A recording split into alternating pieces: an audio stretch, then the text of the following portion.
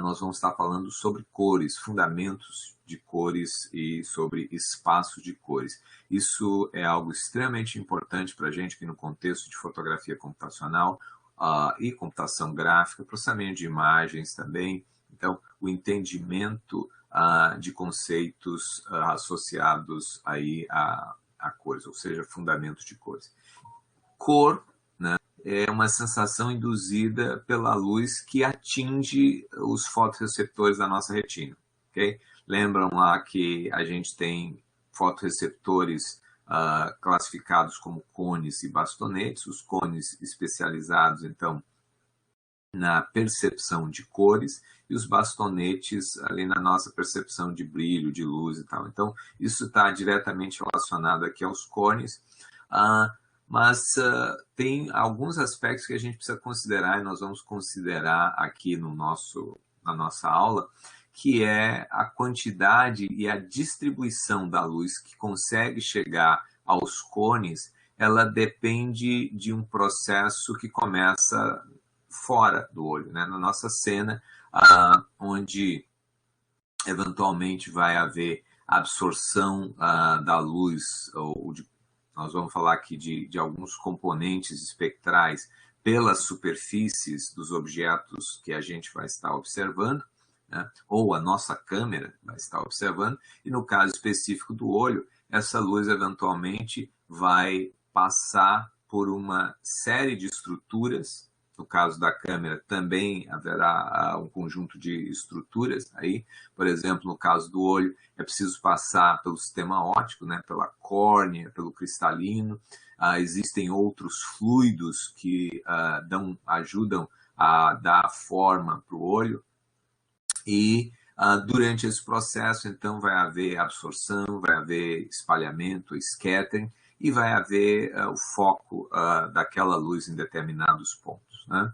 Mas, conforme eu já mencionei, antes de que ela atinja a retina, ela vai estar interagindo com as propriedades espectrais dos objetos da nossa cena.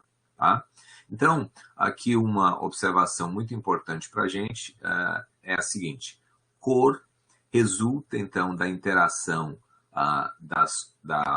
das propriedades espectrais da minha fonte de luz, ou a gente vai chamar aqui de iluminante, das propriedades refletivas dos objetos da cena e também da sensibilidade do observador, né, dos nossos fotorreceptores. Tá? Então, essa equação aqui, esse produto, ele é extremamente importante para a gente entender várias coisas que acontecem, então, nesse contexto. Então, vamos dar uma olhada lá. Então, começamos com esse pipeline aqui de percepção de cores, considerando que, num determinado instante, a gente pode ter uma distribuição, algum iluminante, né? E, portanto, uma luz incidente, e aqui eu estou representando uma quantidade radiométrica, estou falando de unidades físicas, não é apenas uma coisa perceptual. Tá? Quando a gente fala de imagens e a gente fala do sistema visual, frequentemente a gente está falando em unidades que a gente diz fotométricas, ou seja, aquilo lá filtrado pelo nosso sistema visual, pelos nossos fotorreceptores, a resposta dessas entidades aí. Mas no caso específico aqui, nós estamos ainda com a entidade física, ou seja, a energia, né? a incidência de luz, e, portanto, representada aqui como unidades físicas independentes do nosso sistema visual. E, a propósito, eu estou representando aqui apenas uma faixa desse espectro eletromagnético de 380 a 780 nanômetros, porque isso é o espectro visível, é o que vai interessar para a gente do ponto de vista, então, de percepção de cores. Qualquer coisa fora desse espectro, o nosso sistema visual não é capaz de perceber. Ok? Então tá, imaginem que a gente tem luz incidente, e aqui está a sua distribuição espectral para esse exemplo, e a gente tem, quem sabe, um material, um certo objeto na nossa cena, e ele tem determinadas propriedades espectrais também. ele absorve ou reflete, né, determinados comprimentos de onda com uma maior ou menor intensidade. Notem aqui, por exemplo, que nesse gráfico da direita eu estou mostrando que seria, então, as propriedades refletivas de um determinado material e estou colocando isso aqui numa escala de 0 até 1. Isso quer dizer o seguinte, é o percentual da luz incidente naquele dado comprimento de onda, também representado aqui apenas no espectro visível, que o objeto reemite, absorve e reemite, ou, de uma maneira mais simplista, reflete. Tá? Então, por exemplo, a gente sabe que os comprimentos de ondas mais longos são associados, digamos, ao vermelho, e os comprimentos de onda mais curtos ao azul, e, portanto, esse objeto aqui, ó, ele deveria ter características, por exemplo, se iluminado com uma luz branca, como que vocês acham que ele seria percebido por uma pessoa com visão tricromática normal? Seria percebido como um objeto azulado, certo? Então, bem, se vocês olharem em volta de vocês aí, vocês vão ver que eventualmente existe uma parede com uma certa cor, quem sabe uma porta com uma cor diferente, a mesa na qual vocês estão trabalhando no momento tem um tampo numa outra cor, etc. E todo esse ambiente, eventualmente, está sendo iluminado pelo mesmo iluminante, né? Seja a luz artificial, aí alguma fluorescente, incandescente que esteja acesa, seja luz natural que está entrando pela janela, tal. E ainda assim a gente percebe esses objetos com cores, né, diferentes. E isso naturalmente decorre do fato de que os materiais, os diferentes materiais, têm propriedades espectrais diferentes, né? Propriedades refletivas diferentes. E isso é fundamental, essa compreensão aqui, por isso estou insistindo nesse momento, porque agora o que acontece é o seguinte, no momento em que a luz incide sobre a superfície, o que vai acontecer é que, como esse gráfico aqui está mostrando o percentual da luz incidente para cada comprimento de onda que é reemitido para a cena, isso quer dizer o seguinte, ó, supondo que para 380 nanômetros, esse objeto ele reemita ou reflita, digamos, 15% da energia incidente naquele comprimento de onda. Então, ele vai reemitir 15% da intensidade que está associada aqui, ó, dessa altura. Então, vai ficar nesse ponto. E assim sucessivamente. Vai fazer isso para cada comprimento de onda independentemente, e é isso que esses gráficos aqui representam. E no momento que eu tenho agora a reflexão dessa luz incidente sobre o objeto, eu passo a ter um estímulo, que é esse estímulo que vai poder chegar aos nossos olhos ou às nossas câmeras, tá? Eu estou chamando, então, isso aqui de um estímulo físico. Todo mundo comigo até aqui? Tranquilo, gente? Tranquilo. Ótimo. Então tá. Então, esse estímulo físico, ele prossegue até, no caso da visão humana, atingir os fotorreceptores da nossa retina. E aqui nós temos representações das funções de sensibilidade espectral dos nossos fotorreceptores, aqueles especializados nos comprimentos de ondas longos, médios e curtos. Nota que essas são funções que estão normalizadas, por isso vocês têm aqui tudo variando de 0 a 1. O que é importante nesse caso é perceber que existe uma faixa do espectro que é para a qual cada um dos fotorreceptores que nós temos apresenta uma resposta mais ou menos intensa. Ok? Portanto, quando a gente fala dos comprimentos de ondas longos, a gente não está falando, e o pessoal costuma se referir isso a cones vermelhos, verdes e azuis, estritamente falando, isso não é correto.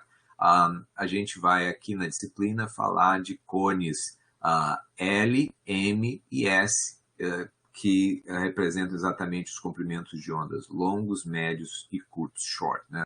Long, medium, short. E notem que existe uma largura considerável de banda aqui, e esses fotorreceptores vão ser sensíveis a vários comprimentos de onda. Então vamos lá. Do mesmo modo que a gente fez esse tratamento ponto a ponto, considerando o iluminante e as propriedades refletivas do material, a gente vai fazer a mesma coisa. Esse estímulo físico vai estar chegando e ele vai estimular cada um dos nossos fotorreceptores. Do mesmo modo, esse camarada aqui vai ser multiplicado pelo valor dessa curva em 380, depois aqui em 390, na posição 390. Na verdade, nós vamos fazer isso aqui para cada comprimento de onda. E isso vai gerar, portanto, novas curvas. São essas curvas aqui que a gente está vendo os perfis, tá? Mas notem que, ao invés de termos, assim como a gente fez no caso do estímulo físico, a gente está interessado na distribuição espectral desse estímulo, agora nós estamos interessados no estímulo neural, ou, se a gente quiser, no estímulo elétrico, que vai ser induzido pela incidência dessa luz sobre os fotorreceptores. E, portanto, o que a gente vai fazer aqui é integrar a área dessas curvas aqui, né? O estímulo que vai ser transmitido pelo meu fotorreceptor L para o restante do cérebro é a integral, essa área mostrada aqui em vermelho. Por sua vez, o fotorreceptor M vai estar transmitindo um estímulo proporcional a essa área verde, e, de modo análogo aqui, os fotorreceptores S, um estímulo proporcional à área dessa curva em azul ou púrpura. Tá. Notem, portanto, que nessa nossa representação, essa área é bem maior, né, relativamente às outras, a área associada ao fotorreceptor S, e isso faz com que a gente perceba esse objeto como um objeto azulado, o que está de acordo com as características espectrais e o fato de que a luz incidente ela se distribui por todo o espectro. Tranquilo até aqui, gente? Sim. Muito bem, muito bom. Então, vamos adiante. Oi? Algum comentário? Não, perfeito. Ok, então vamos lá. A visão em cores humana é uma visão tricromática, e esse tipo de exploração, né, a tentativa de entender a visão humana, de estabelecer uma teoria sobre a visão em cores humana, ela vem de longa data, né? Thomas Young, ainda no início do século XIX, ele postulou a existência de três tipos de fotorreceptores, e algumas décadas depois, então, um camarada chamado Helmholtz, ele sugeriu que deveríamos ter fotorreceptores sensíveis aos comprimentos de ondas curtos, médios e longos. E essa intuição desses cientistas vem do fato de que os camaradas já haviam percebido que, se a gente pegasse cores, por exemplo, digamos, pegar aqui o caso RGB, e combinasse luz, a gente estaria produzindo outras cores, né? E que com três cores, e a gente vai em breve estar chamando essas cores aqui de primárias, a gente consegue produzir novas cores, e essa, então, é uma dica importante, né? Então, essa possibilidade de misturar cores para produzir outras, e com três eu conseguiria fazer, por exemplo, branco, e fazer uma infinidade de outras cores. Havia, entretanto, uma situação que não era explicada por esse modelo tricromático, que é o que a gente chama de efeito de afterimage, ou seja, aquela coisa de que você, ao observar, por exemplo, digamos, um objeto vermelho contra luz projetada, né, contra uma parede branca, digamos, luz vermelha, se observa aquilo por algum período de tempo, e aquele estímulo é então suprimido, ou seja, eu paro de iluminar aquela forma, o nosso sistema visual tende a perceber, nesse caso desse exemplo específico, uma imagem em verde, né? E vice-versa. Se o estímulo é verde, a gente percebe vermelho, se é azul, a gente percebe amarelo, se é amarelo, a gente percebe azul no momento da supressão, né? E isso não era, então, explicável, ou não é explicável apenas com essa ideia de um sistema tricromático, uma visão tricromática simplesmente baseado no uso independente de 3 fotorreceptores. E um camarada chamado Herring, então, ele propôs o que é conhecido como sistema oponente, em que, na verdade, o nosso sistema visual acaba computando diferenças, né, entre vermelho e verde, amarelo e azul, e branco e preto. Bom, esse tipo de sistema, ele sim permite, então, explicar essa questão da oponência de cores, né, o efeito de afterimage, mas ele também não explica outros efeitos. Na verdade, ele nos ajuda a entender muito bem uma questão que está associada à deficiência na percepção de cores, né, que costuma ser comumente chamada de daltonismo. Essas pessoas podem estar fazendo confusão entre tons vermelhos e verdes ou entre tons amarelos e azuis. Os mais comuns, a grande maioria, faz confusão entre tons vermelhos e verdes, e eles são, então, frequentemente chamados na literatura de red-green colorblind, né? Apesar de que, na verdade, o termo colorblind, ou seja, não enxergar cores, não é algo adequado. Eles sim percebem cores. Então, para dar um exemplo para vocês, aqui temos uma fotografia e ao lado a simulação do que um indivíduo com deficiência, por exemplo, associada aos fotopigmentos medium, né, perceberia. Tá? Notem que é difícil mesmo de distinguir entre, por exemplo, as maçãs verdes e as vermelhas, né? Tá? Bom, sendo um pouco mais geral aqui, se a gente considerar essa linha aqui, uma representação do espectro de cores, né, das cores espectrais, o indivíduo com ausência do fotopigmento L perceberia o espectro desse modo, entre azul e amarelo, o mesmo de um indivíduo sem o fotopigmento M. Esse camarada será chamado, então, de um protanopo, esse camarada um deuteranopo. E aqui o camarada, ou o indivíduo sem fotopigmento associado aos cones responsáveis pela percepção dos comprimentos de ondas curtos, né, chamado um tritanopo. Existem, então, portanto, indivíduos que são ditos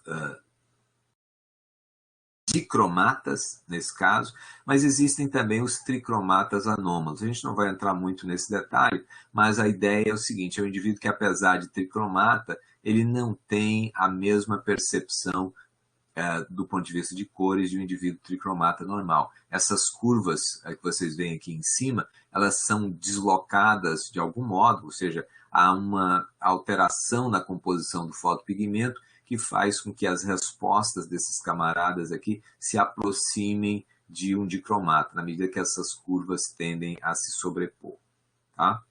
Ok, tendo dito isso, o fato é que hoje, né, o que os cientistas aceitam como a explicação mais plausível para o funcionamento da visão em cores humana é o que se chama de stage theory, que na verdade é a combinação das duas coisas. Acredita-se que existe então um estágio, o primeiro estágio tricromático, assim como previsto por Young e Helmholtz, mas em seguida vem uma etapa oponente e essa combinação dos dois estágios permite então que a gente explique a percepção humana como um todo, né? Tanto essa possibilidade da gente estar combinando luz para produzir novas cores, bem como os efeitos de after image, tá? Então, retornando àquela representação inicial, né, o nosso pipeline de percepção de cores, eu vou agora estar levando em conta os nossos fotorreceptores aqui e chamar uma resposta, ou depois um espaço de cores LMS, onde sempre que aparecerem essas letras aqui, vocês devem entender isso como long, medium and short. Tá? Então, eu agora vou estar representando aquelas curvas já com uma expressão, ó, S de lambda, uma função, essa função contínua aqui, sobre todos os comprimentos de onda, R para indicar a reflectância do material, Φ para representar o estímulo físico, e agora a gente entende que lambda, Φ é na verdade o produto ponto a ponto das funções S e R. A gente tem agora as nossas funções L, M e S, agora então S com SP dos nossos fotorreceptores, também definidas, né, nesse domínio contínuo aqui. Para a gente interessa apenas o intervalo 380 a 780 nanômetros, e a gente acaba então obtendo algo como isso aqui, conforme eu falei para vocês. O estímulo L vem a ser, na verdade, a integral sobre esse domínio aqui, de 380 a 780 nanômetros, da função que é o estímulo físico, com cada um dos respectivos fotorreceptores. Ok. Ocorre, entretanto, que eu posso ter mais de um estímulo que produza, mais de um estímulo físico que produza a mesma resposta nos meus fotorreceptores. Basta que haja a coincidência de que as três integrais, cada uma, né, por si, produzam resultados iguais, né? Então, a essas cores a gente chama de cores metaméricas, e existem muitas cores metaméricas, né? E isso é uma questão extremamente importante do ponto de vista da indústria, e a gente vai poder, inclusive, utilizar pigmentos diferentes, propriedades diferentes para produzir cores ou estímulos, né, que sejam percebidos de modo semelhante. Uma questão que deve ter já ficado claro para vocês é que existe uma importância muito grande aqui para a nossa percepção do iluminante. Isso quer dizer o seguinte, que o mesmo material, se observado sobre uma iluminação diferente, ele pode ser percebido de forma diferente, né? E numa dos nossos primeiros encontros, nós falamos sobre a persistência de cores, né? A propriedade do nosso sistema visual, que nos levou, inclusive, a fazer a implementação de white balance nas nossas câmeras, porque o nosso sistema visual ele tende a compensar essas pequenas variações. Pequenas variações ele consegue compensar. Então, se eu estou observando um determinado objeto sob uma luz incandescente ou fluorescente, até certo limite o nosso cérebro consegue fazer uma compensação. Mas definitivamente eu acredito que todos vocês já viveram experiência de observar que sob diferente iluminação, determinados objetos, determinadas superfícies são percebidas de modo diferente. Então, vamos lá. Nós vamos falar agora, então, de um espaço de cores muito importante para a gente, que é o LMS. Qual é o espaço de cores que é definido pelo nosso sistema visual, né? Imagine o seguinte, ó. Essas são as curvas que representam a sensibilidade espectral dos nossos fotorreceptores. E ela está sobreposta aqui sobre o espectro visível, né? Imagina, eu estou representando aqui em nanômetros comprimentos de onda associados aí ao espectro visível. E a gente agora pode pensar que a resposta de cada um desses fotorreceptores me dá o valor de uma coordenada associada àquela cor espectral. Nota, essa faixa que a gente vê aqui, ó, assume as cores que eu estou mostrando na barrinha aqui embaixo, tá? De azul até vermelho.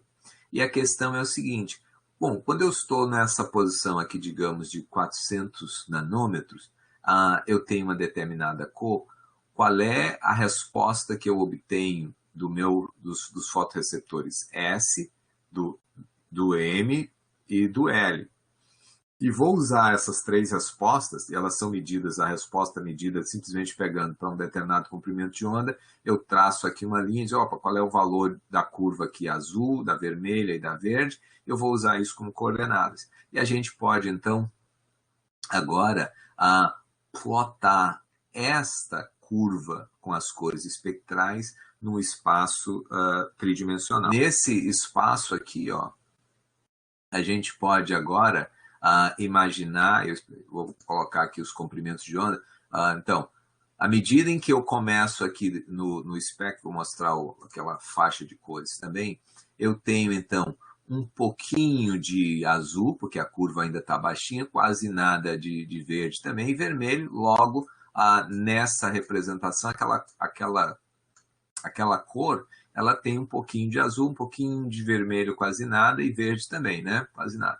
À medida em que a gente se desloca ao longo da curva, eu vou passando de azul para verde, para amarelo, para vermelho, então eu vou passando de azul para verde, amarelo e vermelho, e aqui, eventualmente, quando eu estou a 600 nanômetros, vamos ver aqui, ó, nessa posição, por exemplo, eu tenho bastante vermelho, certo?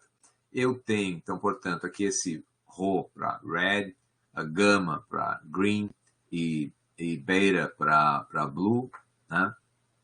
Então, tenho bastante vermelho, tenho uma quantidade considerável também de verde e tenho, se a gente olhar assim, ó, quase nada aqui, nada de azul, ok?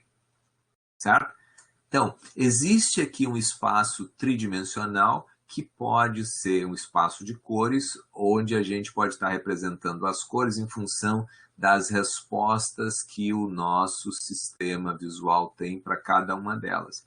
O que nós estamos mostrando aqui, essa linha, são as cores espectrais. As cores espectrais são as cores puras, mas naturalmente que a gente pode produzir outras cores misturando as cores espectrais, certo? Então, o espaço de cores não se limita a essa curva aqui. Essa curva representa as cores puras, né? As cores saturadas. Prosseguindo, uma questão muito importante, né, que atraía a atenção dos cientistas há bastante tempo, a partir do momento em que se estabelecia essa ideia de que o sistema visual humano, ou a visão em cores humana, é uma visão tricromática, e que, portanto, eu posso usar três cores, chamando elas de primárias, para produzir outras cores, uma questão que surge naturalmente é, mas quanto de cada uma dessas cores eu preciso para produzir, quanto de cada uma das cores primárias eu preciso para produzir cada uma das cores do espectro, por exemplo. E experimentos feitos por dois cientistas, né, um camarada chamado Wright, fez experimentos com 10 voluntários, e um outro camarada chamado Guild fez experimentos de forma independente com 7 voluntários em épocas bastante próximas. Eu vou falar isso aqui, o que eles fizeram, e depois esses experimentos foram utilizados pela Comissão Internacional de Iluminação, a CIE, para estabelecer alguns padrões. Bom, o que eles fizeram? Eles, então, exploraram aqui, fizeram um experimento que a gente chama de Color Matching Experiment. Ou seja, eles colocaram primárias, 3 primárias, no caso, as primárias que eles utilizaram não foram exatamente as mesmas, eles fizeram isso de forma independente. Então, R, G e B, né? E o indivíduo observava o resultado, né, da sobreposição dessas 3 cores, ou seja, um sistema aditivo aqui, e ele tinha um controle agora, ia produzindo uma cor espectral. Para cada cor espectral, imagina que eu tenho lá um dial, eu vou alterando aquele valor, e eu agora, digamos, para 400 nanômetros, eu procuro encontrar aqui a combinação de RGB também com dials, quanto eu preciso ter de intensidade de cada uma dessas cores para produzir, para ter um efeito equivalente à cor de teste. E isso, então, foi feito para as cores para os estímulos ao longo do espectro visível. Ok? Tá. Logo em seguida, essa comissão internacional resolveu utilizar os resultados desses experimentos, dos experimentos desses 2 cientistas. Eles combinaram os resultados, juntaram tudo, remapearam e utilizaram, então, definiram como cores primárias para esse padrão que eles viriam a definir, o vermelho como sendo 700 nanômetros, o verde no valor de 546,1 nanômetros e o azul com 435,8. E daí, então, surgiu o que a gente conhece com o nome de Color Matching Functions. Bom, o que são Color Matching Functions? Nós vamos falar para vocês em breve, mas eu espero que não seja problema para vocês o fato de que a luz ela tem uma distribuição espectral e que a gente pode, na verdade, utilizando diversos equipamentos, até fazer a dispersão dessa luz. Por exemplo, vocês conhecem experimentos utilizando prisma, né? Experimentos feitos pelo Newton, por exemplo, há bastante tempo, né? Existem dispositivos bastante simples, como o espectroscópio. Esse dispositivo que eu estou segurando aqui na mão, espero que vocês consigam ver, né? O dispositivo mostrado aqui nesse slide, e que eu utilizei para capturar esta foto aqui. Nota, o que ele tem, então, é um pequeno corte, uma pequena fenda por onde a luz entra. O observador olha isso aqui para um visor. Existe, então, um grid de difração que vai fazer, então, com que essa luz seja separada nas suas componentes, e isso é projetado aqui numa escala que fica aqui na frente. Então, esse 4 corresponde, na verdade, a 400 nanômetros, 500, 600, 700 nanômetros. E isso que vocês estão vendo aqui é a luz, por exemplo, essa foto eu tirei, isso é a luz de um display, e aí você vê claramente o RGB de uma tela branca, por exemplo, os pixels produzindo, então, esses valores RGB. Se a gente tivesse capturado aí de uma outra fonte de luz, por exemplo, da luz do sol ou de uma fluorescente, etc., a distribuição seria outra, né? Bom, então, conforme eu falei, esse dispositivo funciona assim, ó. A luz entra por uma fresta, ela atinge, então, esse grid aqui de difração, ela é refletida e aqui se encontra essa máscara com as marcações para que a gente possa, então, fazer a leitura dos comprimentos de onda. Esse é um dispositivo bastante simples, baratíssimo, né? Não é nem nada sofisticado. É só para dizer para vocês, sim, de fato, a luz é formada por diversos componentes, diversos comprimentos de onda. Tá. Então tá. Se a gente pegar, então, aquele esquema das Color Matching Functions, imagina, nós utilizamos 3 cores primárias, e com 3 cores primárias, vocês percebam aqui que eu defino um triângulo, e com 3 cores primárias eu consigo obter apenas as combinações lineares definidas por essas 3, ou seja, as cores que estariam aqui no interior desse triângulo, tá? Isso é, portanto, o gamute de cores que é reproduzível quando a gente elege determinadas cores primárias. E aí vocês já devem estar se percebendo, né, se dando conta, de que à medida em que a gente elege cores primárias para um monitor de vídeo, por exemplo, o monitor, a tela do celular, a gente está restringindo, naturalmente, o potencial, o conjunto de cores que pode ser produzido por aquele dispositivo, né? Naturalmente que a gente vai escolhendo cores nas diversas faixas do espectro, ou seja, comprimentos de ondas curtos, longos e médios, a gente vai poder produzir branco e diversas outras cores. Bom, vamos lá. Uma coisa que eu mostro para vocês agora é a curva das Color Matching Functions que foram observadas pelos pesquisadores lá da CIE, quando em 1931 fizeram então a compilação dos dados então dos cientistas que os precederam, né? O que a gente observa aqui é o seguinte, o que está dizendo é que para produzir uma cor com 425 nanômetros, eu preciso de uma certa quantidade daquela primária azul, né? Um tanto de vermelho, um pouquinho de vermelho e um pouquinho de verde, mas o verde já está negativo. E quando a gente vier aqui, estou precisando de vermelho, uma quantidade negativa de luz, como é que é isso? Né? Uau! Afinal de contas, o que está acontecendo? Bom, o primeiro insight para entender o que está se passando é observar que nós estamos tentando reproduzir as cores espectrais. Essa linha horizontal representa as cores espectrais, que são as cores ao longo dessa curva que vocês observam aqui. Tá? E, naturalmente, a partir do momento que eu fixar 3 cores primárias, eu deixei a maior parte das cores espectrais de fora, né?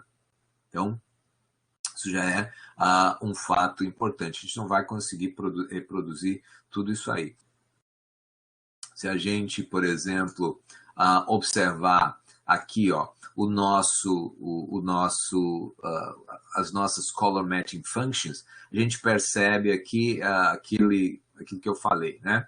Bom, o que isso significa? Significa que quando a gente está, e aí quando a gente mapeia isso para esse espaço RGB de cores, ocorre que para produzir determinadas cores, quando eu chego aqui, por exemplo, nesse ponto, eu vou precisar de uma quantidade negativa de vermelho. O eixo vermelho, esse aqui, está associado a essa curva, que na verdade é a minha primária vermelha. Então, para essas cores nessa faixa aqui, eu tive que utilizar uma certa quantidade negativa de vermelho. A gente vai entender o que está se passando aí.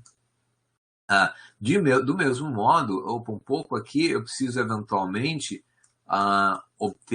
utilizar um pouco de tanto para determinadas cores, tanto vermelho quanto o verde, aqui nesse caso a quantidade é a medida de verde, né? E nunca eu não preciso de quantidades negativas de azul. Bom, o fato é o seguinte, como é que se pode falar em quantidade negativa de luz? Vamos voltar lá para o nosso diagrama aqui. Percebam que, naturalmente, não dá para produzir todas as cores espectrais utilizando apenas 3 primárias. E quando os camaradas fizeram esse experimento, se depararam com essa situação. Eu não consigo, então, produzir determinadas cores. Bom, como é que se chega à conclusão de que eu precisaria de quantidade negativa? Bom, quantidade negativa naqueles gráficos, nas color matching functions, são interpretadas pela necessidade de acrescentar aqui, digamos, uma certa quantidade de vermelho ou de verde, e eventualmente de vermelho e verde, na cor de teste, para poder conseguir um match. Então, como eu não consigo subtrair luz, por exemplo, desse lado, eu venho e acrescento luz vermelha ou verde nessa parte do experimento. Tá? Portanto, eu dessaturo a luz de teste e assim, então, que a gente explica para vocês o surgimento desses valores negativos nas color matching functions. De novo, o que são as color matching functions?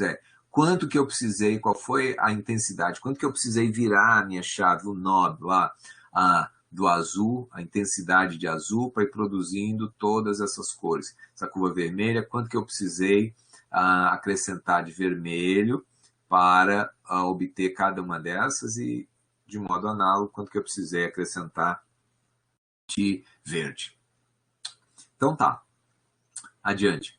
E eu vou então agora seguindo, e se vocês tiverem alguma questão, vocês me interrompem, perguntam, tá? Eu vou então, para que a gravação fique mais limpa, não ficar fazendo perguntas do tipo alguma dúvida e tal.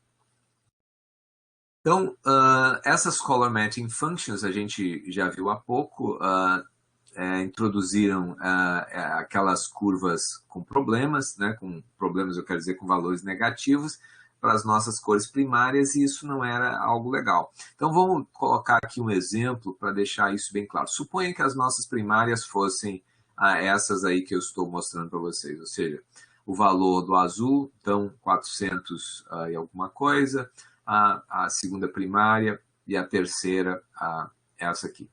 E suponha que eu gostaria de representar esta cor C1, digamos, 575 nanômetros aproximadamente, como uma combinação linear das três primárias. Ora, veja bem, para obter isso, tudo que eu preciso fazer é escalar as alturas dessas curvas aqui e somar tudo, né, nesses pontos para produzir exatamente o valor de C1. Bom, quando a gente observa, por exemplo, a contribuição da primeira primária, da P1, opa, isso aqui é quase zero, eu posso simplesmente multiplicar este valor aqui por algo próximo de zero, está resolvido a questão do azul. No caso, a primária P2, a gente vê algo, quem sabe, nós temos a altura da curva vermelha nesse ponto, digamos que seja aproximadamente 80% ou 75% da altura da verde. Então, se eu escalar a verde de tal modo que ela venha a ter essa altura aqui, ela tem junto também, ela provoca nos meus fotorreceptores uma resposta com uma magnitude que é proporcional. Então, eventualmente, a resposta estaria mais ou menos nesse ponto, e eu agora complemento a diferença escalando P3 e, portanto, eu consigo representar C1 como uma combinação linear de P1, P2 e P3.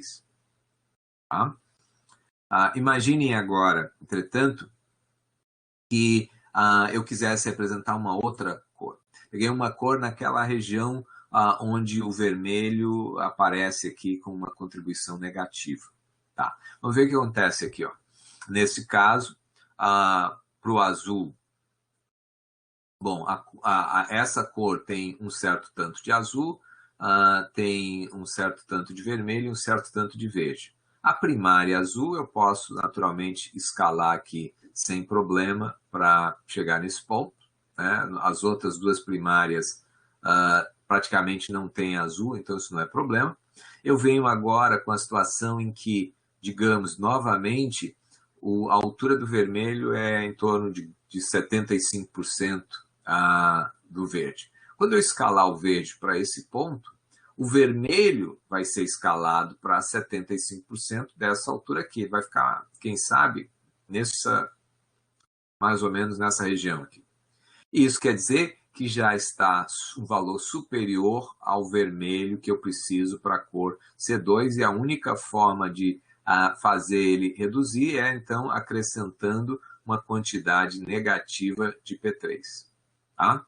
Eu espero que isso, então, tenha ficado claro, que vocês, então, consigam perceber por que ocorre naquelas color matching functions os valores negativos. E, por conta disso,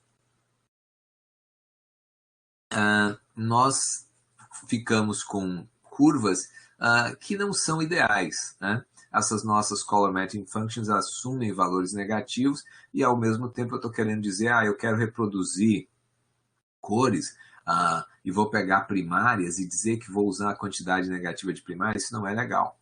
E por conta disso, todas as primárias que necessitassem alguma quantidade negativa lá, elas não seriam reprodutíveis, né, ou reproduzíveis a partir das primárias, então, selecionadas. Bom,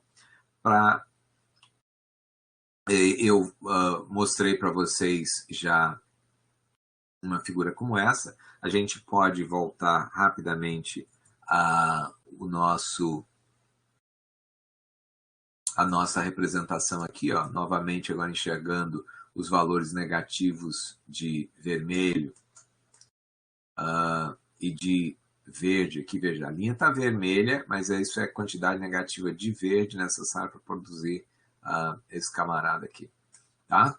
Por conta dessa região. Em função dessa limitação, a CIE resolveu o seguinte: não, nós precisamos produzir cores primárias que possam representar todas as cores espectrais com valores não negativos. Então, eles definiram um espaço de cores chamado XYZ. Notem aí as XYZ maiúsculas, ainda em 1931, depois de terem percebido que aquelas color matching functions assumiam valores negativos. Então, vamos fazer o seguinte: vamos definir cores primárias. Essas cores são imaginárias, elas não são cores realizáveis, elas são uma definição de tal sorte que as nossas color matching functions, elas nunca assumam valores negativos. Elas podem assumir valores zero, mas nunca negativos. Tá? Bom, e a gente vai poder produzir, então, todas as cores visíveis com uma combinação convexa, uma combinação linear que não assume valores negativos. Então, para isso foram selecionadas cores primárias com algumas propriedades. Primeira, eles partiram aqui da função y, sendo exatamente igual à função de luminância, né? Função de luminância, vocês já fizeram a disciplina de fundamentos de processamento de imagens, lembram lá como calcular a luminância a partir de uma imagem colorida, e a gente também até já relembrou essa função quando falou, então, dos nossos Color Filter Arrays e como, então, que a gente pode fazer transformações aí de, por exemplo, imagens coloridas para imagens em tons de cinza. Para a luz acromática, as coordenadas x, y, z, e aqui eu estou usando x pequeno, y pequeno e z pequeno, já vou falar disso, essas são coordenadas né, cromáticas aqui. O mesmo valeria para o x grande, mas aqui eu notei pequeno. Elas são iguais. E uma restrição é que essas color matching functions, elas não podem assumir valores negativos, né? Isso é uma restrição importante. Algo que é muito importante de ser notado aqui é que esse trabalho foi feito em 1931. Naquela época, a gente não tinha computador digital para trabalhar, não tinha computação gráfica, o pessoal tinha várias restrições e, portanto, essas restrições tiveram um efeito muito importante nas funções que foram escolhidas aqui. Tudo era produzido naquela época por meio de tabelas. Então, o pessoal tabulava resultados de várias coisas. Assim, então, se aproveitou os dados dessa função, que já eram conhecidos, e as outras foram escolhidas para garantir determinadas propriedades. Se a gente tiver tempo, a gente pode comentar mais sobre isso ainda hoje. Bom, como é que fica a conversão entre RGB e XYZ? Isso é dado por uma transformação linear. Então, esta matriz aqui, esse produto matricial, me permite passar daquela representação RGB do CIE para XYZ. Tá? Então, vamos lá. Como é que ficam, então, as coordenadas de cor nesse espaço XYZ? Qual é o valor no espaço XYZ da coordenada x, y e z para um determinado estímulo, aquele estímulo físico que a gente estava discutindo antes? Bom, o que a gente precisa fazer para encontrar esse valor, o valor, digamos, da coordenada x, é integrar o produto, né, dessas duas funções aqui, ou seja, ponto a ponto, para cada valor de lambda eu multiplico o valor do estímulo pela nossa color matching function associada ao x. Eu estou notando ela aqui como x barra. O mesmo a gente faz para y e para z, e aí então a gente tem essas coordenadas, tá?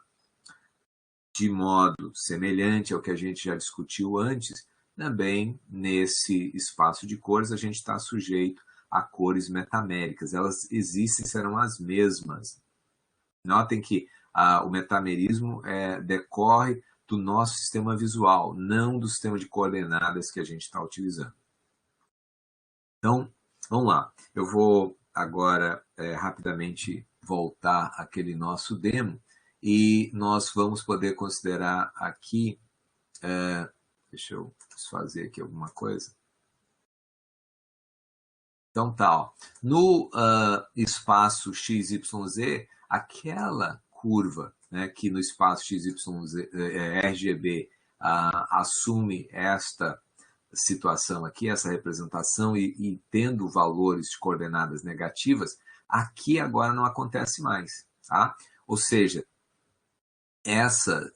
esses eixos eles foram escolhidos de tal modo que nunca uma cor espectral terá coordenada negativa para qualquer desses parâmetros x, y ou z. Então, se a gente olhar aqui e explorar essa representação, a gente sempre verá esse camarada aqui. Ou seja, no espaço x, y, z, todas as cores espectrais estão restritas a este único octante aqui, o octante em que os semi-eixos x, y e z são todos positivos. Tá. Vamos voltar então ali para os nossos slides. Ok, então, tá. Quando a gente define essas cores nesse espaço, eu já comentei com vocês, todas elas vão estar num único octante, né? E elas podem ser vistas, então, como vetores nesse espaço aqui, um vetor que tem o seu início aqui na origem do sistema de coordenadas e se estende até o valor das coordenadas x, y, z. Tá? Uma questão muito importante é que a gente define, então, cor como uma combinação do que se chama cromaticidade mais brilho. O que eu quero dizer com isso? Quando a gente tem uma direção aqui, um vetor nesse espaço, eu posso ter esse vetor curtinho ou ele pode ser escalado, né, e tal. Eles vão estar representando, a princípio, a mesma cromaticidade. Serão, entretanto, cores diferentes. Uma cor mais brilhante ou menos brilhante, mais escura. Aqui no 00 a gente vai ter, no 000 a gente vai ter preto, por exemplo. Tá? E à medida que eu vou me afastando, por exemplo, pode ser um vermelho escuro, aí o vermelho vai ficando mais brilhante, e assim a gente segue, ok? Nesse contexto, aquelas cores espectrais, elas vão formar, elas vão se encontrar na borda de um sólido que a gente pode dizer que tem forma de ferradura, né? Vamos dar uma olhada nisso aqui, e isso vai nos permitir obter, então, o nosso diagrama de cromaticidade, um diagrama muito importante que vocês muito provavelmente já se depararam com eles em livros e na internet diversas vezes. Então, vamos dar uma olhada nisso. Bom, notem que a gente tem uma curva, né, nesse espaço. Essa é uma curva com bastante flexibilidade aqui no espaço XYZ. E lembrem-se que nós estamos considerando aqui 1931. Esse é o nosso contexto. Eu não tenho computação gráfica, eu não tenho os nossos monitores, eu não tenho apps, não tenho a possibilidade de estar explorando coisas como a gente está fazendo agora interativamente nessa aula. Tá? Então, o que os cientistas trabalhando lá na CIE, bom, nós precisamos pensar em alguma forma de representar isso em 2D. Então, quem sabe, nós vamos fazer o seguinte, nós vamos definir um plano e nós vamos projetar essa curva aqui no plano. E esse plano, então, é o plano x, y, z igual a 1. Ou seja, é o plano que corta o eixo x, o eixo y e o eixo z a uma unidade da origem. Quer dizer, coordenadas aqui 1, 0, 0, aqui 0, 1, 0 e aqui 0, 0, 1. Então, esse é o plano x mais y mais z igual a 1. Bom, o que isso vai fazer, então? Projetar esses camaradas no plano. Como que eu faço isso? Eu vou pegar aquele vetor que parte da origem, vai até o ponto lá na cor, e vou ver onde que ele intercepta esse triângulo aqui. Tá? E isso vai, então, definir uma curva nesse plano. Tá? Vamos ver, então, como é que é isso aí. Então, veja bem, eu tenho essa curva, eu vou agora fazer o seguinte, eu vou projetar isso aí no plano. Imagina, eu tenho aquelas linhas que conectam cada um dos pontos à origem e vamos fazer mais uma vez. Então, ó, eu tenho essas linhas que conectam cada um dos pontos à origem e eu vou ver onde que essas linhas interceptam o plano x mais y mais z igual a 1. Okay? Bom, com isso agora eu tenho uma representação em 2D do meu diagrama, mas ainda está utilizando um espaço tridimensional. Estou falando aqui em x, y, z. Bom, posso simplificar mais ainda? Estou em 1931. Bom, eu posso pegar essa estrutura aqui, quem sabe, e pensar em fazer o seguinte, ó, vou projetar isso aqui no plano XY apenas, fazer uma projeção ortográfica, tá? E ao fazer isso, eu vou trabalhar apenas com coordenadas x e y. Vou projetar e quem sabe eu vou girar isso para deixar o eixo x na horizontal, o eixo y na vertical. Então vamos lá. Certo? Notem que aqui tem um ponto branquinho. Isso aqui, ó, é onde aquele vetor para as quais as coordenadas x, y e z serão sempre iguais, ou seja, aquele vetor que sai a 45 graus ali de cada um dos eixos, né? Que representam os tons de cinza e depois vai a branco, etc. Isso aqui vai ter uma relevância muito importante para a gente também. Então, retornando aos nossos slides, aquilo que nós já vimos ali na animação, nota que eu vou agora falar nesse plano em coordenadas x pequeno, y pequeno e z pequeno. O x grande, y grande e z grande são as coordenadas das cores no espaço, onde, por exemplo, associadas a essas cores aqui. Ó. Quando eu projetar no plano, eu vou agora estar dizendo que essas coordenadas serão notadas com letras minúsculas, onde x é o valor da coordenada x maiúscula lá, isso normalizado, dividido pela soma de todas as coordenadas. O mesmo se aplica a y e a z. Tá?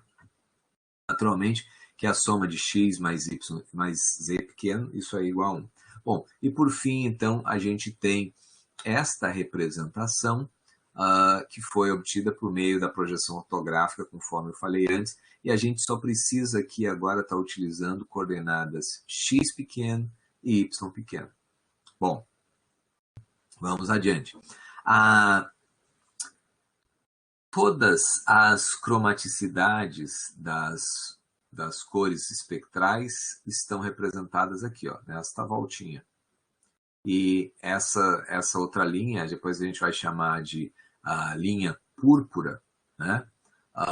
Ela, na verdade, liga o azul ao vermelho. Com isso, a gente tem todas as cores que o nosso sistema visual consegue perceber, estão delimitadas aqui nessa forma de ferradura. Tá? A gente vai chamar as coordenadas x, y de coordenadas de cromaticidade. Bom, e este, então, gente, é o chamado diagrama de cromaticidade, né? O diagrama de cromaticidade CE, X, Y, Z. Notem o seguinte, ó, que agora a gente vai estar representando uma cromaticidade de uma cor qualquer aqui, por meio de coordenadas X e Y. Lembrem, essas coordenadas, esses são os eixos que a gente definiu, horizontais e verticais, e vertical, respectivamente, né? Notem que coordenada de cromaticidade não é o mesmo que cor. Tá? A cor é a combinação, lembra, de cromaticidade mais brilho. Entretanto, quando a gente tem as coordenadas de cromaticidade e mais o valor de luminância, o Y grande, associado a uma cor, a gente pode recuperar as coordenadas x, y, z da cor, e sim ter a coordenada de cor. Vamos primeiro ver como é que isso é feito e depois vamos discutir a importância de se ter esse sistema de cores e um diagrama de cromaticidade, né? Por que isso é importante do ponto de vista prático? Então, imagina o seguinte, se eu tenho x pequeno, y pequeno, ou seja, as coordenadas aqui, e eu tenho o y grande, a coordenada y da cor, notem que x grande pode ser obtido dividindo x pequeno por y pequeno e multiplicando isso por y grande. Por quê? Porque, lembrem da definição do x minúsculo, é essa aqui, ó, e do y pequeno aqui embaixo. Naturalmente, que a gente cancela os dois denominadores, passo a ter x sobre y, multiplicado por y, resulta apenas x grande. Então, eu recuperei a coordenada de cor associada àquela cromaticidade x. Bom, z a gente sabe como a soma de x mais y mais z é igual a 1, o z pequeno a gente pode recuperar a partir do conhecimento de x e y pequenos, e de modo análogo ao que a gente fez para o x grande, nós podemos também obter o valor da coordenada z grande, né? Então, dividindo z pequeno por y pequeno, a gente passa a ter uma situação aqui onde vai resultar z grande sobre y grande e o y cancela, portanto, ficamos apenas com o z grande. Tá. Bom, por que diagrama de cromaticidade é algo tão importante para a gente na prática? Toda a indústria que trabalha com pigmentos, tintas, ela tem que trabalhar com padrão. A gente não pode se ater a tentar especificar uma cor. Eu vou, por exemplo, fazer uma solicitação, por exemplo, para um fornecedor e vou dizer, olha, me fornece um produto com a cor RGB e tal. Bom, eu não posso especificar isso aí. Cada monitor vem a ter, eventualmente, cores primárias diferentes, de acordo com o seu fabricante. A gente já viu que, se eu quisesse utilizar, ainda que eu quisesse utilizar RGB, eu não poderia especificar todas as cores que o ser humano é capaz de perceber. Então, o RGB já seria uma grande restrição aí, mas além disso, a gente não fala em termos de RGB como a gente costuma falar cotidianamente quando está no nosso dia a dia na universidade, por exemplo, tratando de fotos, imagens JPEG, o RGB do monitor. Monitores diferentes tendem a ter primárias diferentes e, portanto, se você visualiza uma determinada imagem no monitor e no outro, elas tendem a ser diferentes. A gente precisa, para que a indústria possa funcionar de maneira apropriada, de um padrão, né?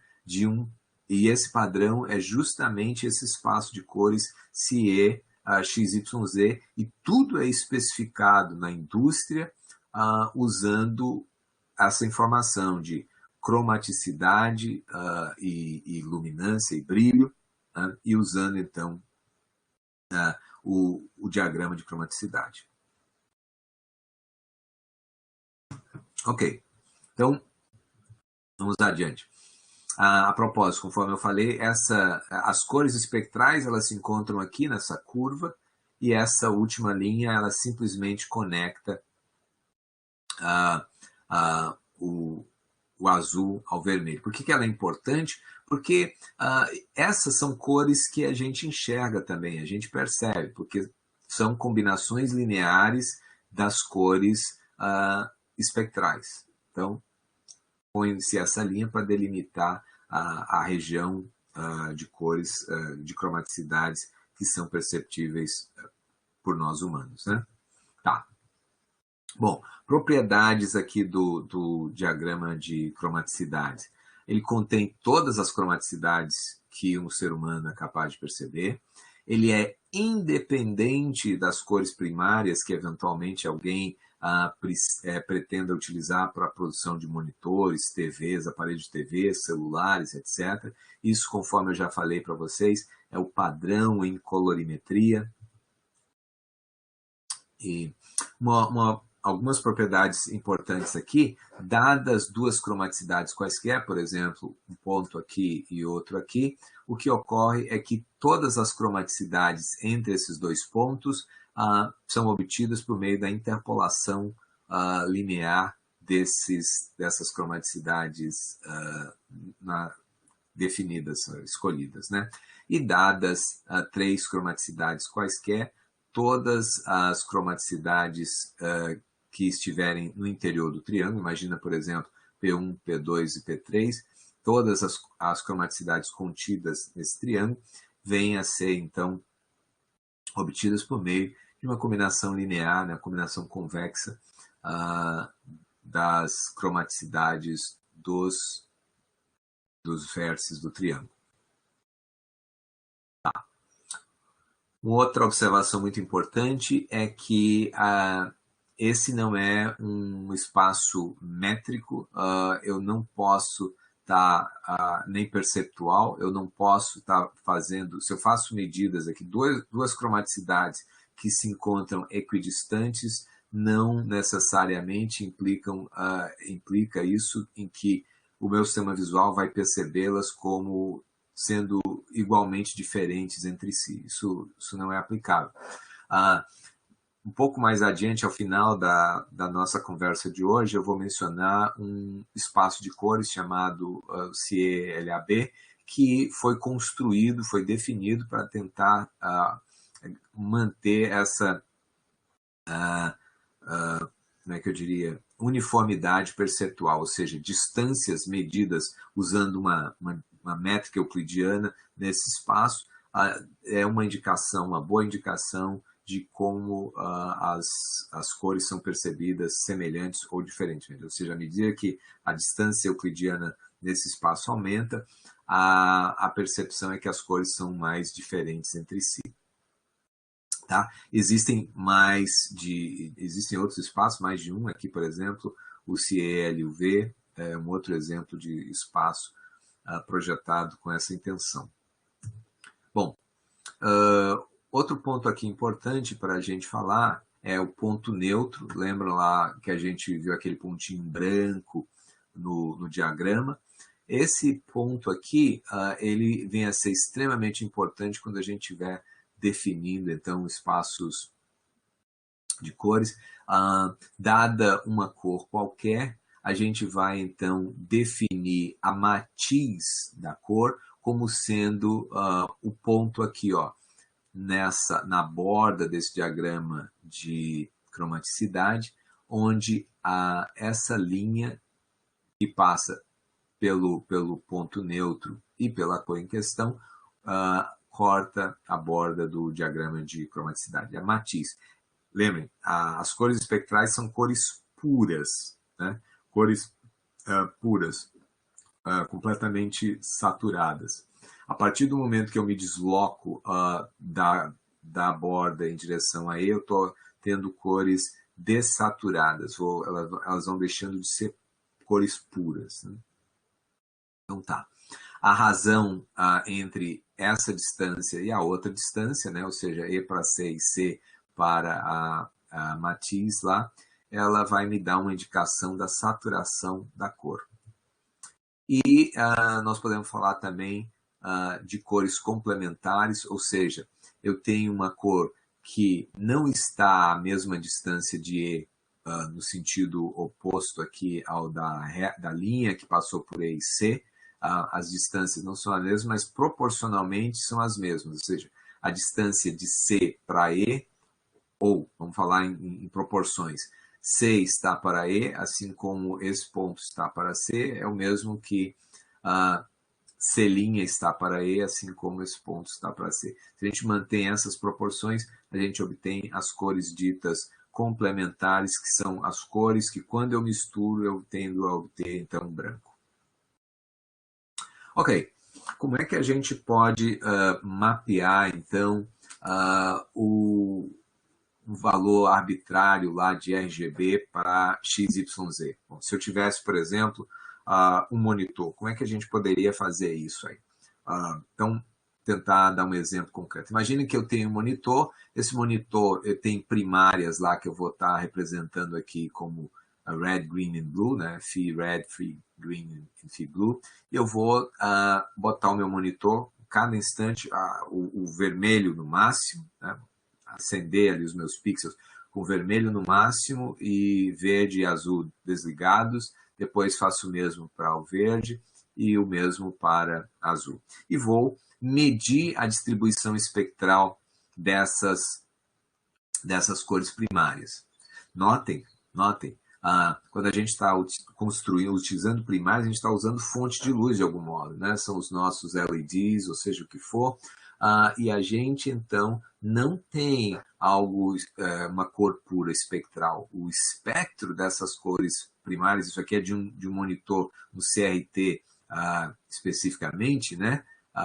Vejam como cobre uma grande faixa aqui do espectro. Então, se mede essa distribuição e pode obter, então, uma matriz que vai mapear o RGB desse monitor para XYZ. Como que a gente faz isso? Bom, tem uma matriz aqui, 3x3, eu preciso encontrar determinados elementos aqui para compor essa matriz. Como que a gente faz isso? Lembrando que eu estou querendo mapear de RGB para XYZ, eu vou pegar minhas Color Matching Functions do XYZ e vou fazer o seguinte, ó. Eu vou pegar, vejam bem, essa Color Matching Function aqui, que seria o X barra, ela se estende por todo o espectro, assim como esta e a Z também, a Y e a Z. E e a distribuição espectral das primárias também. Então, o que a gente vai fazer é ver qual é a contribuição de cada uma das primárias do monitor para cada uma das Color Matching Functions. Ou seja, o X red aqui, eu vou integrar a minha primária, a distribuição espectral da minha primária vermelha, usando o X barra, aqui multiplicando pelo X barra, e isso vai me dar um número, XR. Bom, acontece o seguinte, esse X vermelho, ele também contribui um tanto para a minha função Y aqui, porque, vejam bem, ele se estende por todo o espectro, então ele também vai estimular esse cara. Eu preciso ter a contribuição que o X-red vai dar para o Y e, de modo semelhante, também para Z. Isso vai me dar esses três componentes aqui que eu vou botar na primeira coluna da minha matriz. Vou agora pegar a componente verde, a distribuição espectral verde, e vou, na minha primária, e vou fazer o mesmo para as três color matching functions, vou obter x green, y green, z green, e farei o mesmo para a componente azul. Bom, com isso, então, a gente obtém uma matriz para transformar qualquer monitor. Se você for capaz de medir a distribuição espectral, pega um espectrógrafo e obtém esses dados, então você é capaz de fazer essa conversão. De tal modo que a imagem que se você quer reproduzir uma cor que é exatamente aquela que você está vendo no seu monitor, você faz essa conversão e manda para a indústria que vai produzir o que você quer, esses valores em XYZ. Bom, como é que eu faço então para mapear de RGB para XYZ? De XYZ para...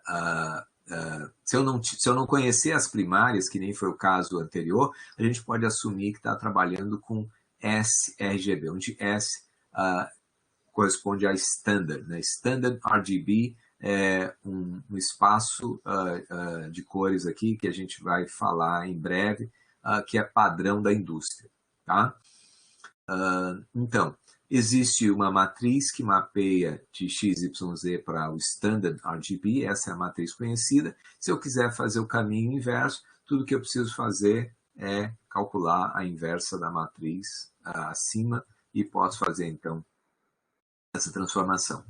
Bom, existem matrizes, então, para converter de todos os espaços de cores para XYZ. E aí, portanto, eu posso agora, se eu quiser se mapear do meu RGB para LMS, por exemplo, eu posso sempre converter para XYZ e aí dar mais um passo e ir para o LMS. Então, eu posso sempre converter entre espaços de cores indiretamente passando por XYZ. Bom, e finalmente vamos falar sobre modelos de cores. Tem o modelo mais... nota que modelo e espaço de cores não são a mesma coisa. Então, vamos lá. O modelo de cores RGB é um modelo aditivo, ele é o modelo mais popular, né? É utilizado nos nossos monitores, dos nossos celulares, nas nossas TVs, etc. E existem diversos espaços de cores que se utilizam do modelo de cor RGB. A gente já mencionou aqui o Standard RGB, vou falar um pouco mais sobre ele. Existe um Adobe RGB, existe um Adobe Wide Gamut RGB. Basicamente, um espaço de cores ele é definido quando a gente estabelece 3 cores primárias e um branco de referência. Lembra lá daquele pontinho branco e do nosso, eu falei lá, a cor neutra lá no diagrama de cromaticidade? Então, a gente estabelece 3 primárias e um branco de referência, a gente tem, então, um espaço de cores. O modelo é essa coisa mais geral que diz, eu vou ter tais primárias, mas eu não especifico exatamente quais são aquelas primárias. Eu vou trabalhar, digamos, com RGB ou como é que eu diria assim, amarelo, cian, magenta e preto e tal, mas eu não especifico exatamente qual é o valor, digamos, do R, G e do B. Tá? Estou falando de um modelo de cores nesse caso. Tá, então vamos lá. O sRGB é um modelo padrão. Ele foi criado, então, pela HP e a Microsoft conjuntamente. Né? Ele é utilizado como padrão de cores para monitores, câmeras digitais, para imagens digitais de um modo geral.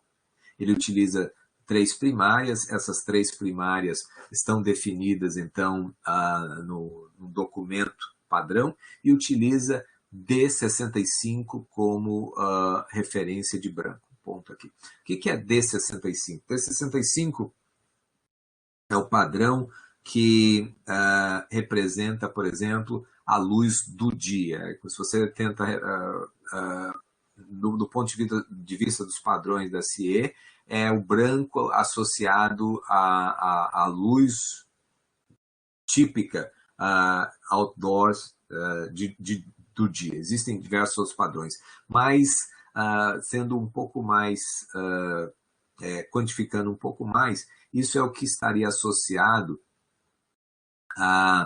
à luz correspondente, por exemplo, a 6.500 graus Kelvin, né, se a gente for representar em termos de temperatura. Tá? Então, 65 é 6500, né? 6500, em inglês a gente vai dizer 6500, e D, então, o padrão é que representa a luz do dia, daylight.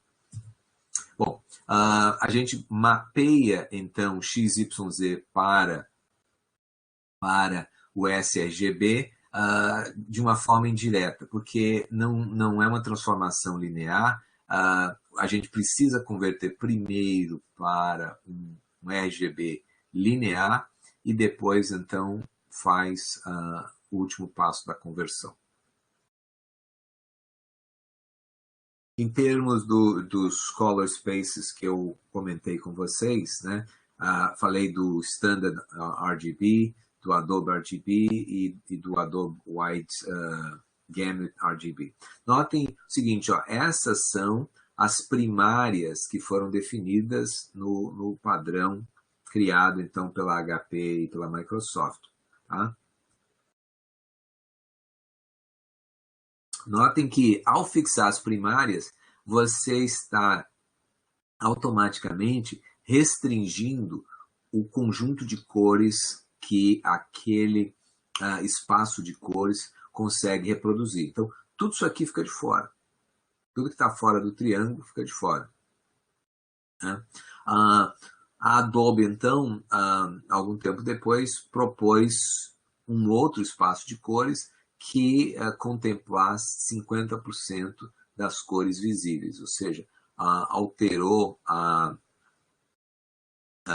primárias para que se contemplasse um maior número de cores. E numa outra iniciativa também, estendeu ainda mais para 78% das cores, ou e consequentemente dos gamuts e aí das cores visíveis. Note que não é possível definir um espaço de cores RGB capaz de conter todas as cores. Nota, para que a gente faça todas as cores visíveis, né? Note que para poder englobar essa figura aqui, esse diagrama de cromaticidade, os vértices desse triângulo teriam que estar fora dessa forma de ferradura aqui. E é exatamente o que faz o espaço XYZ. Né? E é por isso que as cores não são realizáveis, elas são cores imaginárias, porque não são coisas que o ser humano perceba como um estímulo de cor. Tá? Então, percebam aqui, não tem como englobar todas essas cromaticidades aqui com um triângulo que contém elementos que pertencem ao próprio diagrama.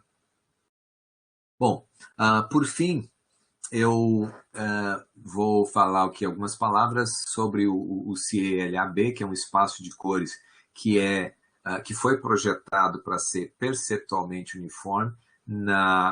Na prática, ele é aproximadamente perceptualmente uniforme, à medida em que a gente se aproxima da origem do espaço, né, do preto, a gente perde esta uniformidade. E eu repito, o que eu me refiro em termos de uniformidade é o fato de que se eu fizer medir a distância entre duas cores nesse espaço, usando uma métrica euclidiana, ou seja, usando lá, é um espaço tridimensional, todos os espaços de cores aqui são tridimensionais, né?